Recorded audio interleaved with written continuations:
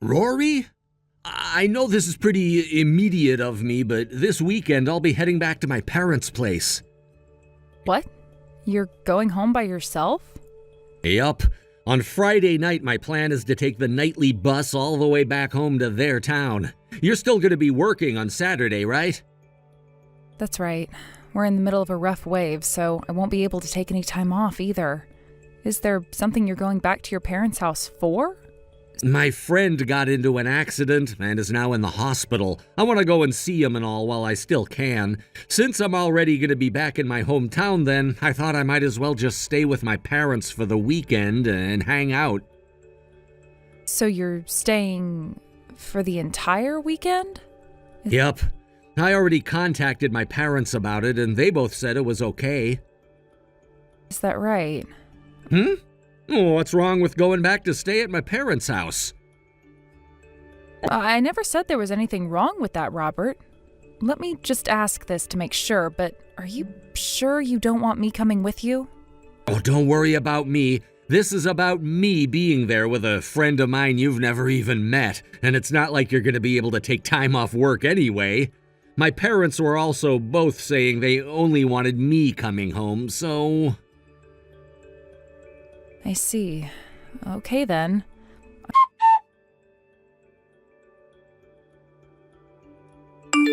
I finished work. I hope you had a good day there. I did, and now I'm going to start taking the long bus ride back to my parents' place. Oh, that's right. While I'm back at their house, don't you dare contact me about anything. What? Not myself or my parents. Why can't I? I'll be going to visit my friend in the hospital, and I don't want it going off all the time. And when I'm back at my parents' house, I'd like to have a taste of what things were like back in the day when I never had a phone. You know what I mean? In other words, I just want to take things easy, huh? If I start getting calls and texts from you, I might start remembering just how stressful things really are for me. Okay. I don't mean that as a bad thing, though. Well, it's not a problem. Oh, I need to start moving now or else I'm gonna miss that bus. See you later. Have a good trip.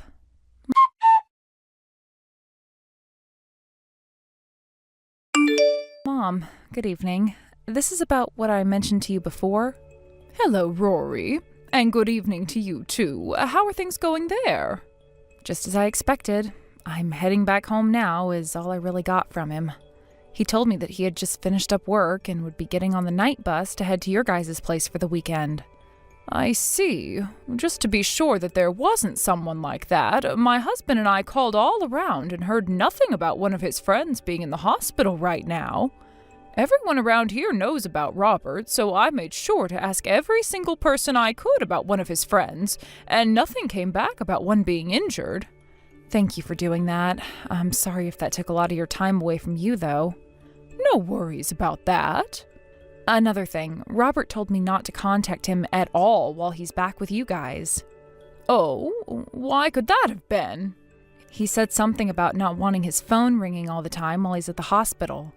And about how while he's back at your guys' place, he wants to feel like a child again with no stress. Those things. I see. All right then. I'm so sorry for what my little brat has done to you. No, you don't have to apologize. The fact that I have both you and Dad helping me out with all of this has really made me feel strong and confident inside. I'm not sure if that kid is really going to be making his way back here or not soon, but my husband and I are going to do exactly as we told you and head out to that resort for the weekend. I'll leave all of that to you. Now, be careful out there, please. Thank you. And you take care as well. Try not to overdo yourself. Sure. Thank you for saying that.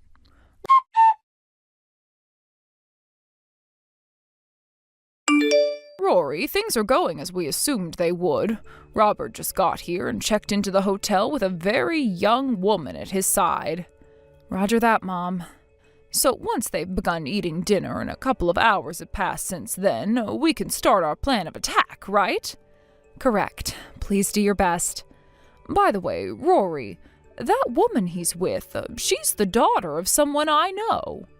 Wait, are you serious? Because of that, there's no reason for us to change our plan of attack now. That girl has done all kinds of stuff with men and has made a reputation for herself here in town. So that's the kind of person she is. I just never thought that my own son would be taken away by someone like her. Mom, I'm sorry about that. I didn't need to mention that right now. I'll make sure to tell you all about that woman in a little bit, all right? Understood. Please and thank you.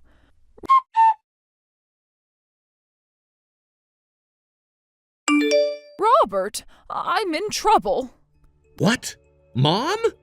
Did something really bad happen or something? I never thought I'd hear that you're in trouble from you. The car at your house got ran into. Huh? Are you talking about my car? That's right. Wait, hold on a second. I never heard anything about my car getting run into or anything like that. If something like that had really happened, I would have heard about the news of it before anyone else, including you, right? And I haven't heard a word from Rory about it either. Right now, who all heard first about your car doesn't matter. Just know that your car was ruined when it was hit, and this is an emergency. I get that this is a huge problem. Where are you at right now? What? I'm at a resort with one of my friends right now. Well, then tell them that something's come up and that you need to head home right now. What? Are you more worried about your friend and that resort or about your family and your car, which was just ruined? I get it already.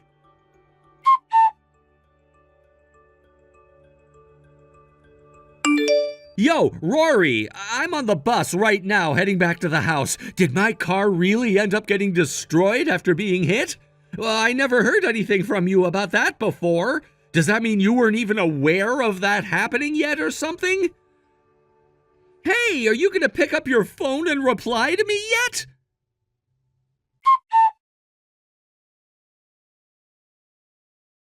Yo, what the hell is all of this about? Was I really just lied to about my car being hit and destroyed?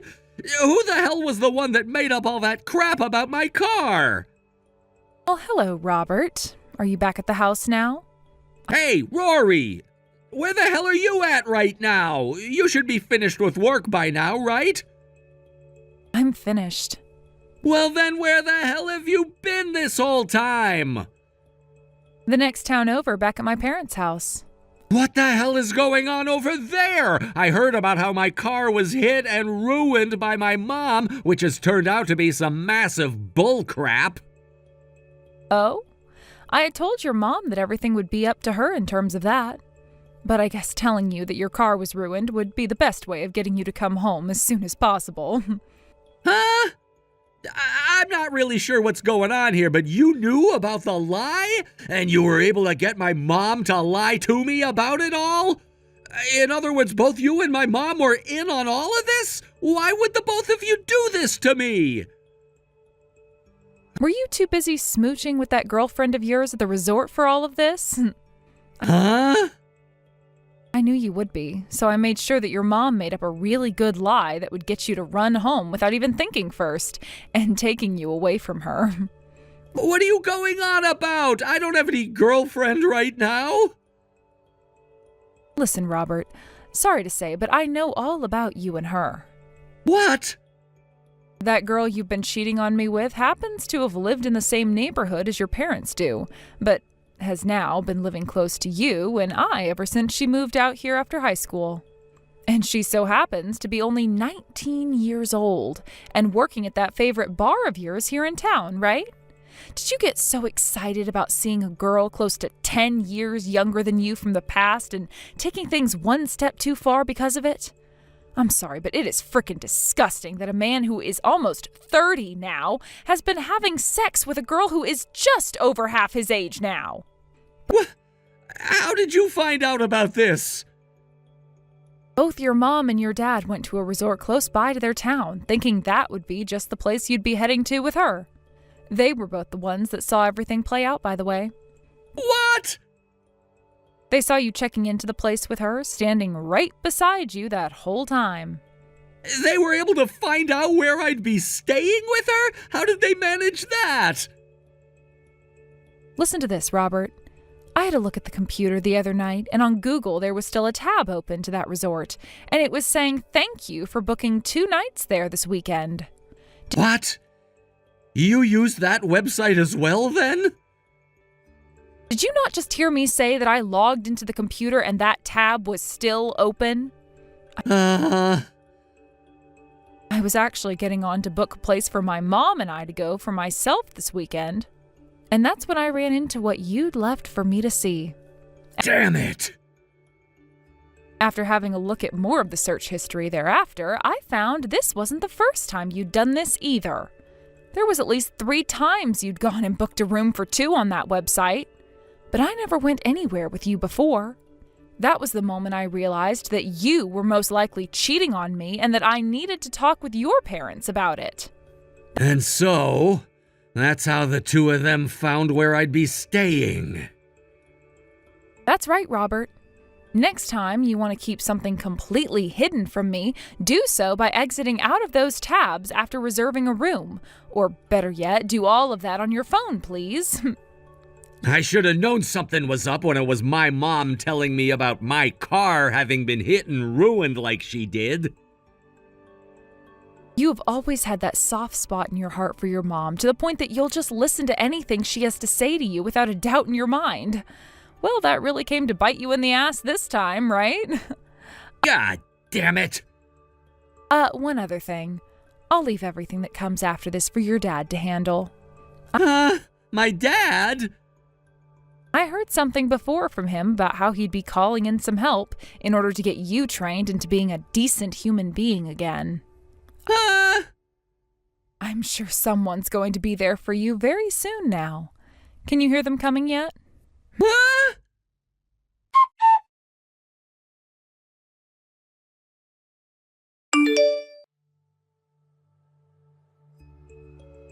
What the hell is up with this all blacked out van? In other words, what you're saying is that they're here for you? That's what I'm saying!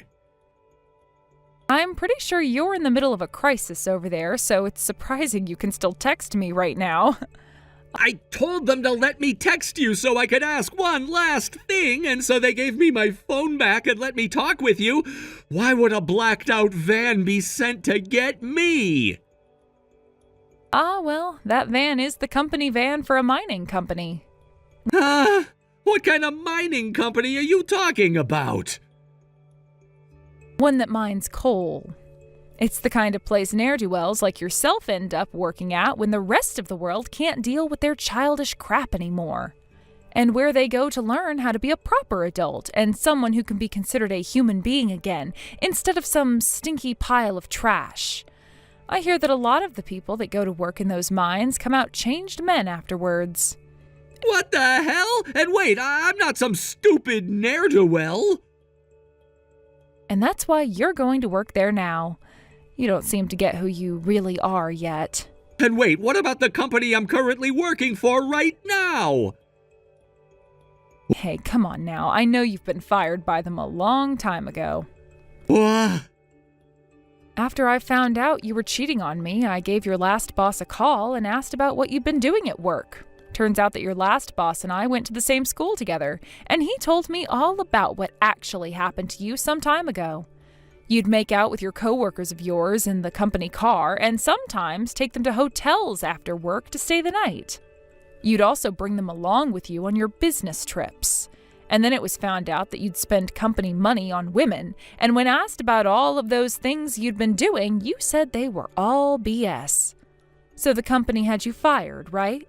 Wait, who the hell told you all of those things again? You said it was my last boss who you know? I am not reminding you who they are. I hear that you already paid the company back for what you used on yourself, but were then asked for some more when the company realized that was only the tip of the iceberg. Damn it! You've seriously found everything out about me! If you're really that much of a pile of crap, then you're better off down in those mines being of some use to this world. I'll go find myself another job instead of this crap. That's a lot coming from the same man that stopped working after being fired for embezzlement and then used his time and remaining money to go out with a 19-year-old. But... As for the divorce and the settlement, you'll hear all about that in a few days from my lawyer. What? Start thinking to yourself that you are never going to be seeing me ever again, all right? Are you freaking kidding me, Rory? Goodbye forever. Rory!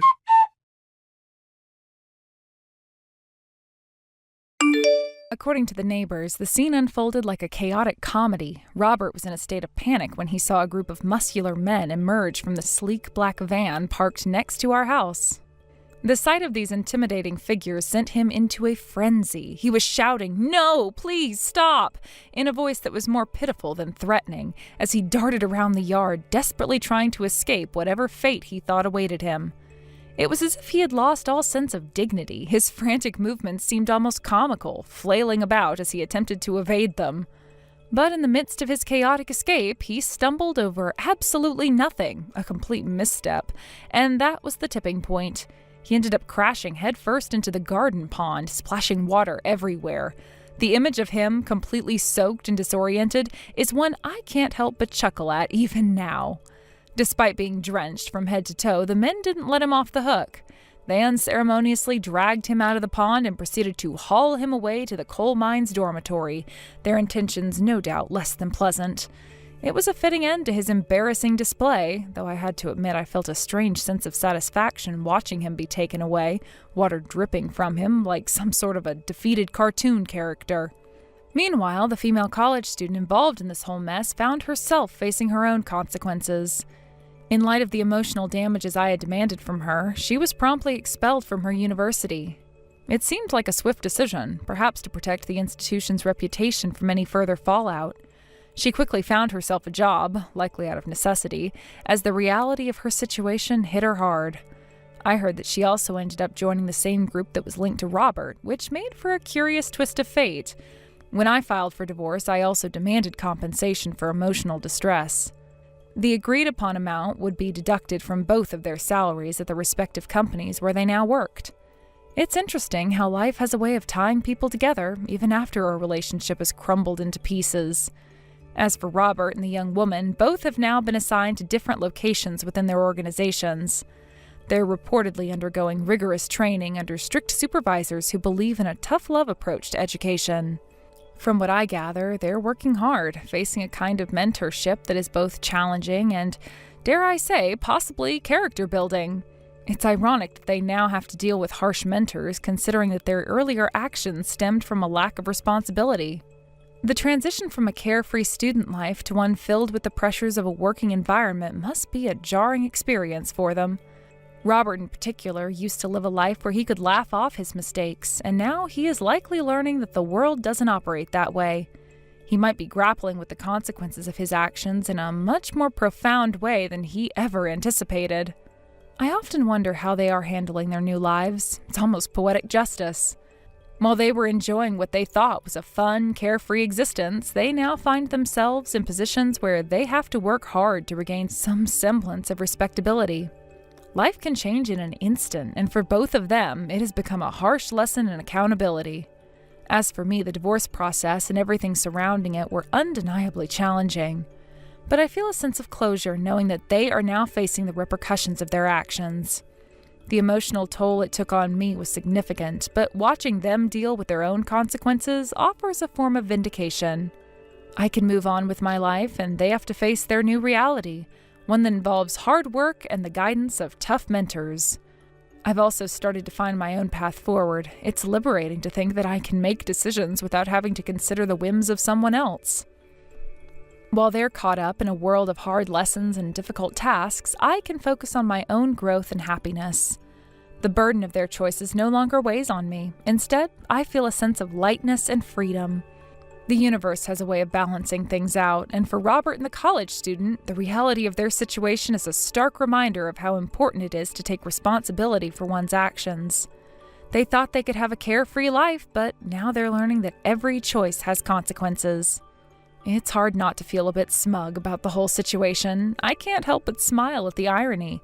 Life has a way of catching up with people, and while I was the one left to pick up the pieces after their reckless decisions, they are now the ones who must navigate the difficult waters of adulthood with all its responsibilities. It feels like I've turned a page in my own life, and they're now stuck in a chapter filled with lessons about accountability and the weight of choices. Thank you for watching. Please subscribe and hit the like button. See you next time.